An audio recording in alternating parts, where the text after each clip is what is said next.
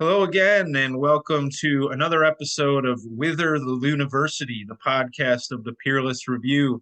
I'm excited to bring my guest today. She's a native of Rochester, New York, which is my hometown. Former professor of English. My guest is Mary Grabar, who is currently a fellow at the Alexander Hamilton Institute for the Study of Western Civilization. She's very widely published in online publications like Town Hall, Minding the Campus, American Thinker, The Weekly Standard. Author of two recent books, one called Debunking Howard Zinn, another called Debunking the 1619 Project, Exposing the Plan to Divide America. She is executive director at Dissident Prof, website online you can check out. And her current project is a book on George Schuyler, a man who has been referred to as the Black H.L. Mencken. Mary, thanks for joining us today. Well, thank you for having me. Sure. So I ask everybody this, listeners know, how did you, a young woman in Rochester, get on the path to an academic career? And your PhD is in English. How of all fields and why did you get into that racket? Well, I always, growing up, my favorite place in Rochester was the public library. It was a place of refuge for me. And, I'm actually an immigrant. My parents brought me here when I was 2 years old from the former communist Yugoslavia, Slovenia. And, my parents couldn't even read the picture books to me, because they didn't know the language. And so I just couldn't wait to finally go to school. I finally went in first grade, and learning to read just opened things up for me. And so I loved books, I loved literature. And I had been out of school for about 10 years. And by that time, I was living in Georgia. And so I decided, I had worked in advertising as a freelance journalist. I decided, I really wanted to go back to my love of literature and lead the contemplative life and share, just insights, poetic insights with students who'd be eager to learn and to appreciate great works of literature from our heritage. And it didn't work out that way. Yeah, we'll talk a little bit about that. And you mentioned, I assume you're talking about Rundell Library downtown, which is a beautiful, beautiful building. If you're ever in Rochester, New York, you should check it out. It comes from, I think, the 19th century. And one of the things that really fascinated me about it as a child is it has these secret doors where the bookshelves you can push and it'll turn around just like in the movies. And there will be a little study in the room behind there. I can remember seeing that on a field trip. Yeah, well, I've been there as an adult to do research, but when I was growing up, we would walk down to the Avenue D library, the Oh, local okay. library. All And then right. there was one across from Benjamin Franklin High School where I went to school, or close to Benjamin Franklin High School. Cool. So I want to talk to you a little bit about why you left the university because you worked at taught at a number of institutions, and I think that you were last associated with the university in 2013. Why did you leave? Well, I mean, I just couldn't find the work. I was living in Georgia, and I basically got blacklisted from all all the colleges. I was an adjunct. I had former professors of mine come out and denounce me in public on blogs and stuff. And so it was hard to get those letters of recommendation. And I'd been in graduate school in the 1990s. And by then, so the old guard, the real sort of, tweed and leather, uh, elbow pad, types of professors were either close to retirement or had left. But I was fortunate to get to those few that were there.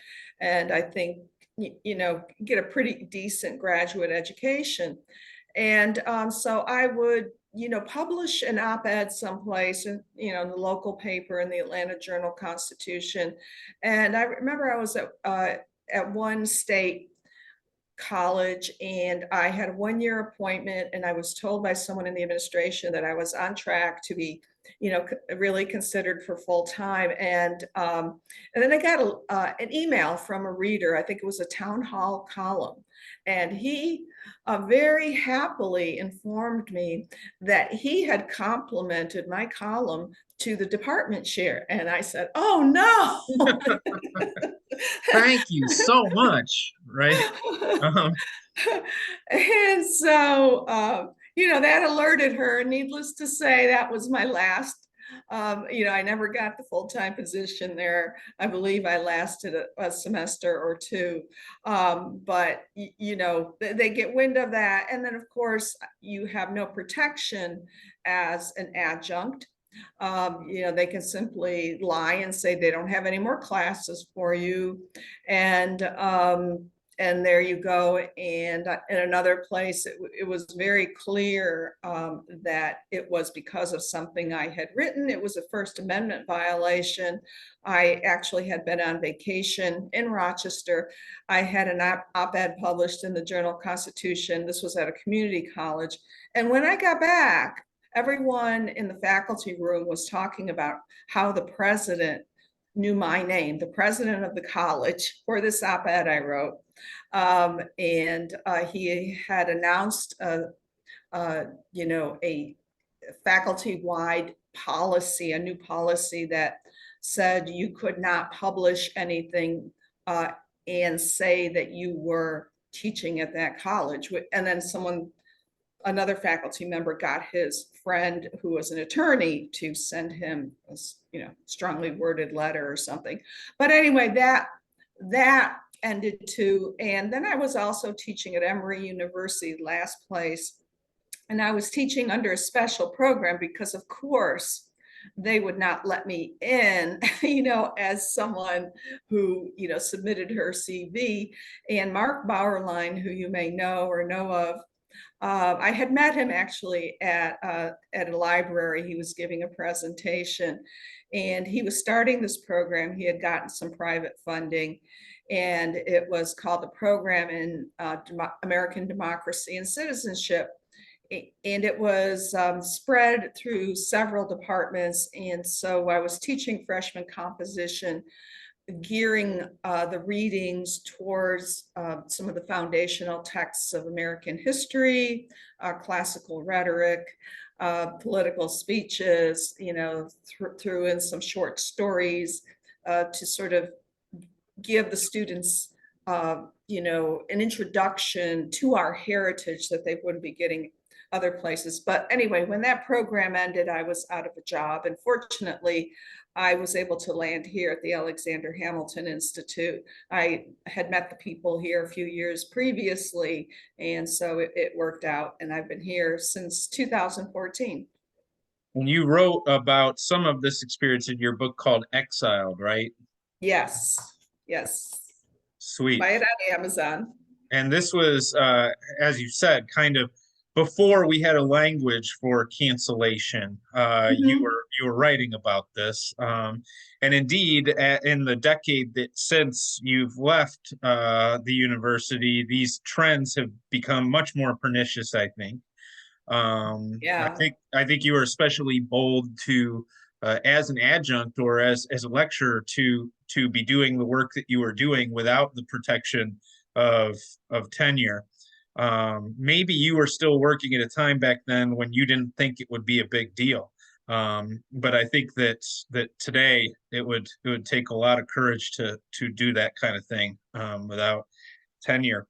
I knew what I knew that I was putting my job at risk, but I've always been someone, when I was taking grad courses, I had these professors who were spouting this postmodernist nonsense, and I had to speak up in class. I just had to do it. When I remember this one course on T.S. Eliot, and the professor hated him, and it was awful. And every single class, I mean, the first time I, told myself, well, just sit through it, put a pleasant expression on your face and go along with him. And by the time I left that classroom, my jaw was aching from keeping it closed. I thought, I'm going to get lockjaw here. I can't do this. It's strange that you say that. I had a similar experience in graduate school with my master's degree, where the professor was teaching us Eliot, who hated Eliot. I think that's probably a rite of passage. Yeah. Why are you doing this? I mean, that's, but it was the opposite of what I thought I was getting myself into.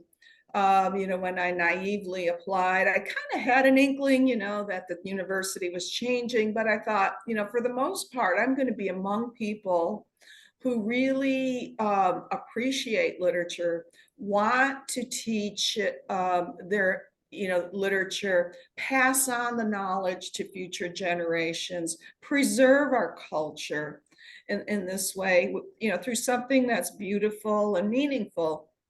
And of course, I found all these postmodernists, deconstructionists. I mean, those were the big things in the 90s. And they wanted to destroy literature, and they've succeeded. I mean, Yeah. pretty much. I don't even know if freshman composition is taught or how it's taught, but back It's taught poorly for the most part. Poorly. yeah. Like, here's how to write a tweet. Right. An effective tweet, right? I think that like it's not so much that they killed the study of literature; it's that they repurposed it. And you described it as kind of the old model of affirming the beautiful, the good, the true, this kind of thing. Now, what these texts serve as for them is simply a springboard for cultural critique. So the work that Eliot is supposed to do for us isn't to teach us anything about the beautiful, the good, and the true, about tradition, any sort of intellectual heritage. His function is to sort of accelerate us into a criticism of colonialism and the dangers of orthodoxy and this and that. So it's a tragedy, but you're talking about sort of the contract basis of adjunct work. It makes me wonder what you think about the tenure situation, because obviously on the right, there's been big disagreements about the value of tenure. And I personally have kind of been opposed to the abolition of tenure precisely because I think that if we just switch back to a contract system, it would be people like me whose contracts aren't renewed, probably for purely political reasons. So what's your take on it? I mean, should we do away with tenure as a means to sort of level the ideological playing field, or could doing away with tenure actually just make it worse? Yeah, I mean, I don't know about that. I think tenure is so abused, and you are very much in the minority. And so I'm glad, that tenure would protect you. But I think we're getting to the point where um, any professor that steps out of bounds, outside of the line of orthodoxy, is subject to dismissal. I read these articles. I think there was a professor, I don't know if he taught in the sciences or math, and he was applying the same standards to students of all races. I mean, this is where we've gotten, and I think he's gone. I mean, they have I ways. think you're talking about the one, right, where I think if I remember right, it was a student of a minority group emailed and said, "Hey, will you be grading us differently because of the hardships of the pandemic and the post George Floyd thing?" And this professor had the audacity to say, "No, I'm going to grade everybody by the same standard," and Mhm. that was uh, the problem, right? That's the one you're talking about. Yeah, I think that's the same one. I'm not reading these articles as carefully as I used to. I'm keeping up with them, because I'm doing other things now. But it has. I've just seen the progression of this. I started, back in graduate school in 1992, I think it was. It took me almost 10 years to get my PhD. I started at the master's level, but I was seeing this, and it's incremental. I often compare these radical left wing professors who are out to destroy, civilization or Western civilization. Compare them to termites. They're doing their work. You can't see it. The public doesn't see it. That was one of my reasons for writing articles and op-eds and going and speaking to citizens groups, testifying, before the state school board, before the state legislature about things like Common Core, and Tea Party groups, and trying to awaken the public to what was going on that they couldn't see. And I'd say, look, here at the state university, your tax dollars are supporting this. There is a conference being sponsored there by the English department. Has that, like 5% to do with literature. The rest is Marxism. And it advertises itself as being Marxist. And they were, and they got away with it. There wasn't the uproar. The governor didn't, he wasn't Ron DeSantis who would come out and say, hey, stop this. But I think Ron DeSantis back then wouldn't have recognized it. I mean, it's just gotten to the point, I mean, where people, they protect their children. This is no longer this weird thing in English departments. And I have colleagues in political science and other departments, and they say, well, we know you're wacky, but political science, we're safe. And Right. now math and science aren't safe. So I told you so. Yeah.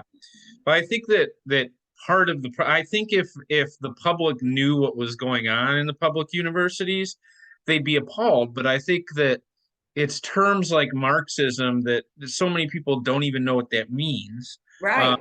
And many of them don't have the time or the will to do the research on that. And so much of this stuff stays undercover Mhm. because there's been a vocabulary developed to obscure what it's actually about. So sometimes I Yes. think that training the public to sort of hear these things Mhm. is key to getting a resistance going. Um, Yeah. Yeah. so you've written two books. One, Debunking Howard Zinn, who was, I guess we call a fabulist of American history. Uh, Yeah. he pretends to be a historian, but his main book, I think, A People's History of the United States, has been much beloved by campus leftists for, I don't know, two, three generations. And you also wrote a book debunking the 1619 Project, which is more recent. That's Hannah Nicole Jones's uh, fairy tale about how America was founded with the express purpose of perpetuating the Atlantic slave trade. And I really admire your work on both of these things. I think they do need debunking. I think you've done a great job of it. What I'm curious about is like, why are academics so attracted to this stuff? Like, why is this stuff is like like bees to honey for them?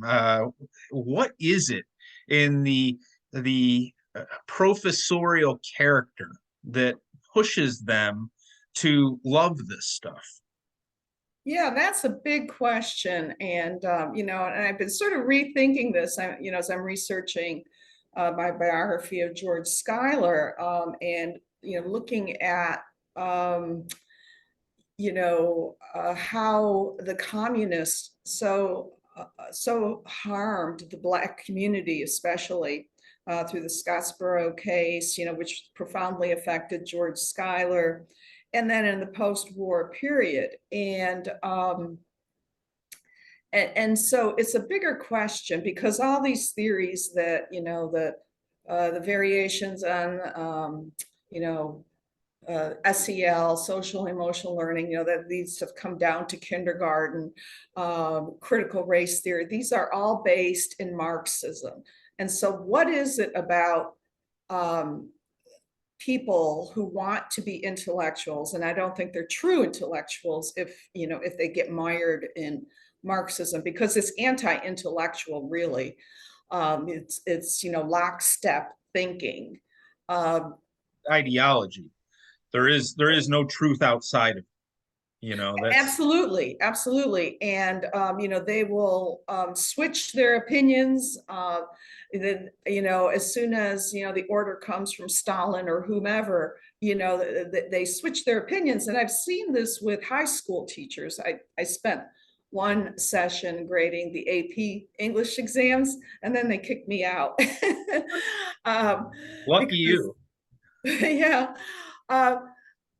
So I think a lot of these people are divorced from reality. And so I'm thinking of George Schuyler, who went to the Congress of Cultural Freedom, which was this big conference that was held. It was sponsored partially by the CIA, which became public knowledge.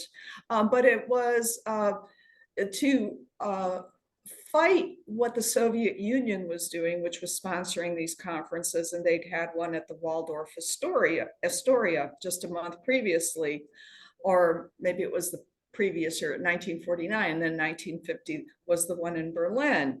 And Schuyler got disgusted because he said, all these people are pink. They're socialists, they're fellow travelers if they're not outright communists. And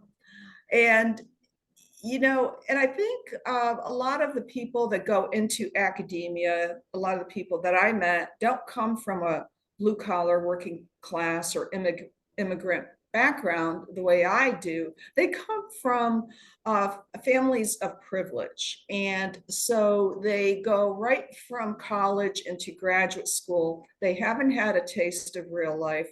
The same thing with these intellectuals that went to this Congress in Berlin, from mostly Europe and America. They haven't had to deal with Marxists who are really thugs and liars and criminals. I mean, that's what they really are.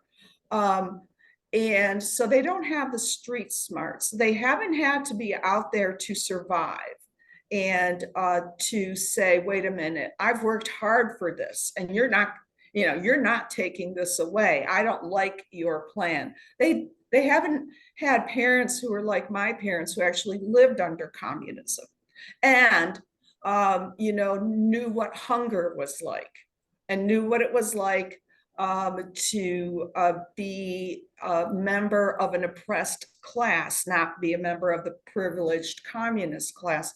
So they haven't had the experience. They become divorced from reality. They're living in a world of theory and they don't want to know reality. And that's the scary thing, because I read about so many people who were told about the gulags, who were told about the executions, and you can tell, professors and graduate students, look, this is what happens. And they either they refuse to believe it, or they deny it, or they don't care. They really don't care. They are, sociopaths in that manner. So they're living a very privileged existence where they don't have to deal with the hard facts of life. There's always going to be some money coming from somewhere, mommy or daddy, right? Yes. And then they kind of get into graduate school, and then they think, well, this is owed to me and I'm smarter than everyone else, because I come from this great background. And it kind of perpetuates. And of course, they teach other students, and they're in this little fantasy world. They think they're doing something great for humanity. Yeah. Right?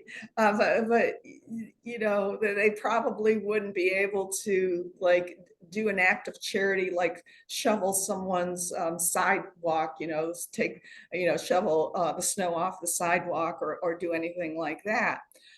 So I think it's that type of personality that's drawn to that, often very privileged. There was a letter to the editor written by Nancy Kennard, who was the heiress of the Kennard, shipping fortune. And Schuyler was writing his, anti-communist columns. And here she is, this wealthy young white woman, and she's in Moscow, and she's writing back, and she is calling him a race traitor. Pretty Yeah. ironic. Sometimes I think that a big part of it is that the today's academics, anyways, like newly minted PhDs, really are less educated than the PhDs of a couple generations ago, in part because K through 12 is so broken now, Yeah. that they really don't know very much about what they study. And I think that oftentimes sort of being an intellectual for them means a certain posture. And Mhm. because of the self-contained ideological truth, echo chamber of communist ideology, of, you know, deconstruction, that it just means that if you're smart, then you believe those things. And if you don't believe those things, then you're not smart, right? And so it kind of becomes that the only way to signal your authenticity as an academic or an intellectual is to embrace these ideas or get spit out of the academy.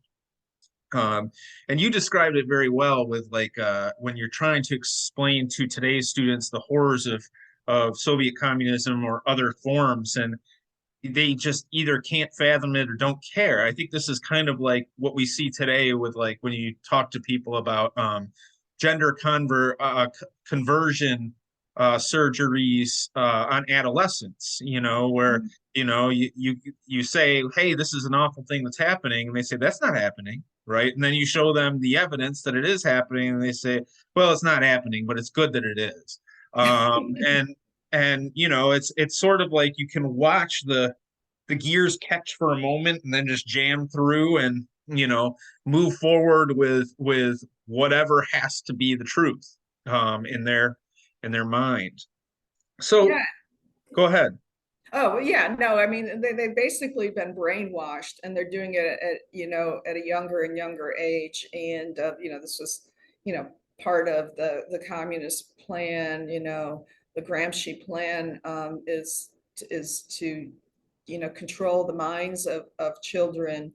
And, that they've been, it's amazing to see how successful they've been. They keep pushing the envelope. And even 10 years ago, who would have imagined, and and I hope now that the public, it seems like the public is waking up. I wish they would have listened to me back in 2000.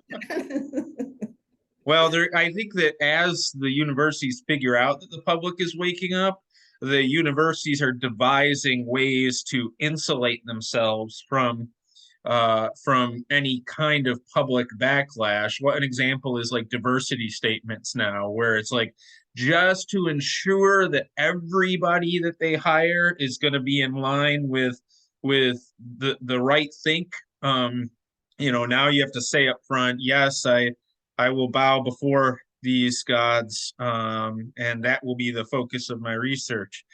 So it sounds like the university is even a worse place now than it was in 2013. What's your take on it institutionally? Can it be saved? I mean, can it be pulled back from the brink or not? Well, I think I mean, we've got the buildings. Let's keep those. I think every public university needs to be taken over. I think what Ron DeSantis is doing is great. And I was supposed to speak at a couple college campuses in Florida in October. And I had been sponsored by an organization, and one university, University of Florida, I had, been scheduled to give this talk on Columbus back in the spring. And, a week before I was supposed to do it in October, they canceled. I had my plane ticket and everything. And, so that happened. At another place, it was sponsored by the Italian club, and they had a room change the day before. Then they had a room change 30 minutes before. These are the strategies that they used. There were, they have this, huge modern building with meeting rooms galore. Nothing was really going on. I mean, Right. they try to sabotage you, and So they're working to ensure that students wouldn't know how or where to attend your talk, even if they wanted to. That's right. And there's no advertising. A friend went up to the information desk. They didn't know anything about it. It's happened here at Hamilton College, where we have tried to sponsor things for students, because Hamilton College is just up the hill here in Clinton, New York. And actually, the Alexander Hamilton Institute was started by 3 professors from there.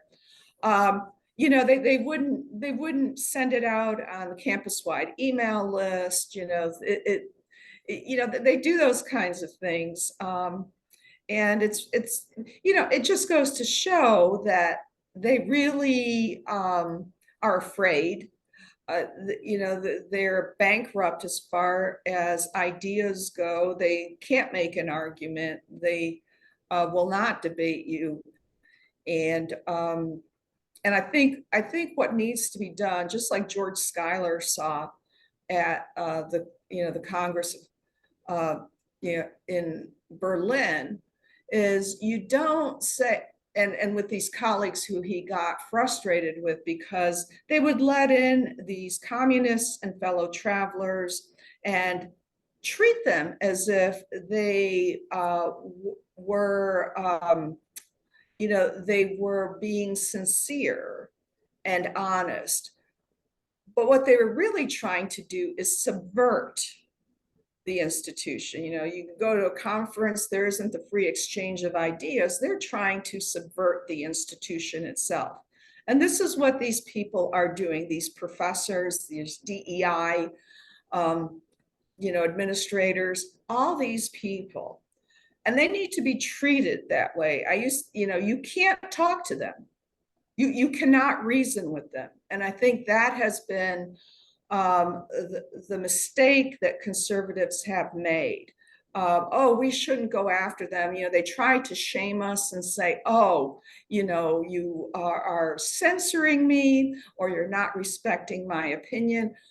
They don't respect an opinion that differs from theirs. So what you need to do, is you need to have someone like Governor DeSantis say, okay, we're cutting off your funding. And what I would say to parents and to people I talk to is, monitor what's going on in the schools. Sit in on classes. I think they should be filmed. I really, I'm a strong proponent of the public, of public oversight. And that's the only way we're going to change them. We can't trust them to reform because they don't want to reform and they're not interested in education. Just like my professor, in the T.S. Eliot seminar, he didn't care about T.S. Eliot. Right. He was using T.S. Eliot to knock down another brick in, the building of, Western civilization. And that went on, class after class, professor after professor. That deconstructing it means you just destroy it. And so that kind of a person just needs to be kicked out. I'm Mhm. sorry. These people will, fire you. They will deny you a livelihood. They will censor you. And these days they will dox you. They will put your life at risk. And like the communists, their predecessors, they really don't care about your safety. They don't care about your life. Uh, you know, and they need to be treated as people who are that way. So I think, and so back when I was writing about this and speaking about this, I really encouraged the public to get involved, because you're in this little world of your own, and you've got people who have power, and they kick out the people who they disagree with. And so we really need the public to come in, and the public has a right.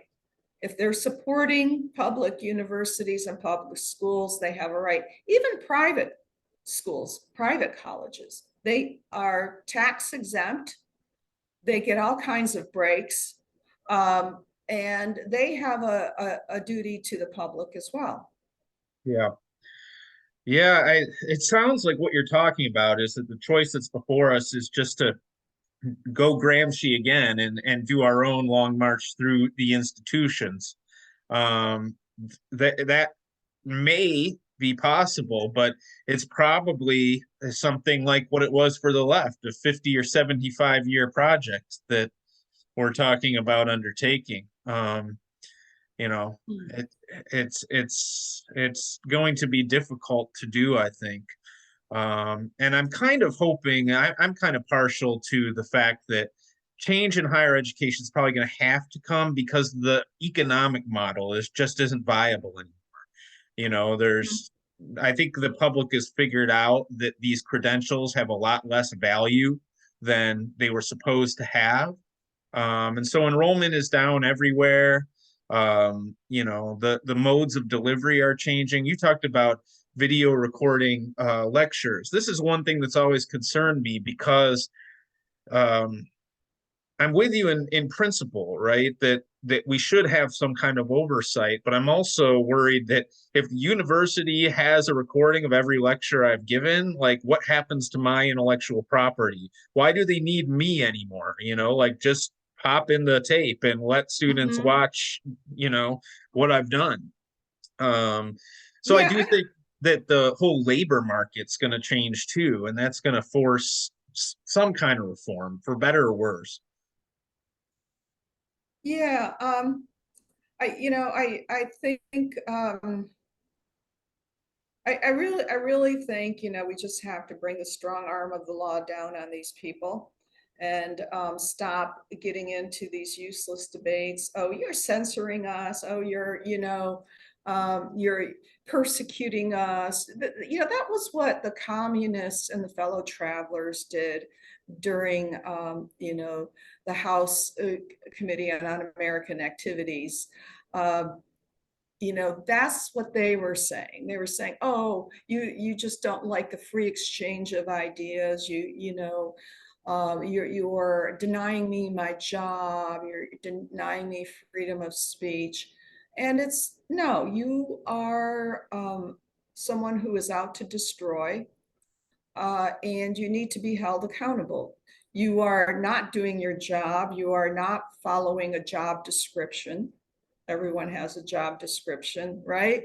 I mean, it used to be when I taught, there were these objectives on the syllabus. I don't know if they still have it, for freshman Mhm. composition, right? You're going to be able to, formulate a thesis statement, have support, write clear grammatical sentences, organize an essay, you know how to use footnotes and stuff like that. Um, well, that's I felt that was my job to do that, not to, talk about gender identity or anything else. That's my job. And I think we need to get back to that standard. I think these academics have had too much free reign under the guise of academic freedom. Everyone who works for a living, right, has I'd like to boil it down to a job description. Even the jobs I had in high school, I knew what I was supposed to do. I wasn't the manager, I was the sandwich maker, and Right. I had to put the cheese on, and then I had to do this and that. And it's the same thing, with teachers and professors. And I think we need to and I think the public is finally waking up to that. And so I'm glad to see that. Yeah, I like your idea that it sounds like we just need to stop treating these DEI people and anybody who's committed to those values, stop treating them as honest interlocutors and just start treating them with open scorn and disdain. Um, Absolutely. I think that one they have a great sense of pride and what that means we can easily get to them by humiliating them. And I think that the way you do that is just not even to engage the stuff intellectually at all, just laugh at them. Fire them. Fire them. Yeah, I mean, money. We just have to starve the beast. yeah, And when it comes to public institutions, that's how you do it. You just say, we're not going to have a DEI department. We're going to spend the money on instruction, make sure students know the subject matter, and and tell these DEI people, go out and get a real job, go out and make sandwiches or something. yeah. That as far as your education is concerned, that's all you're really qualified for if you've been Right. doing DEI work. Yeah. Yep. Or worshiping ideologies. You learn a Yeah. lot of that. Well, Mary Grabar, I am quite delighted with our conversation. Your work is fantastic and much needed. We need 100 more like you to write all of the debunking books that need to be written. We're looking forward to this. When is this project on George Schuyler going to be complete, do you think? I'm a couple months, and I'm looking for a publisher. So it's very difficult also, I'm discovering, to get anything that's academic published, because the academic publishers won't touch anything, dealing seriously with a Black conservative who was immensely influential during his time, a great wit, uh, full of political insights, and he's a treasure of our country's heritage, and people need to know about it. Well, this exclusion of research like yours and mine is one of the reasons that I started the Peerless Review.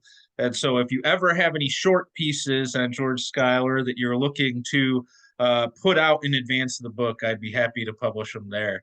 Thank you All so right. much for talking to us today. Well, thank you. It's been a pleasure. It's been fun.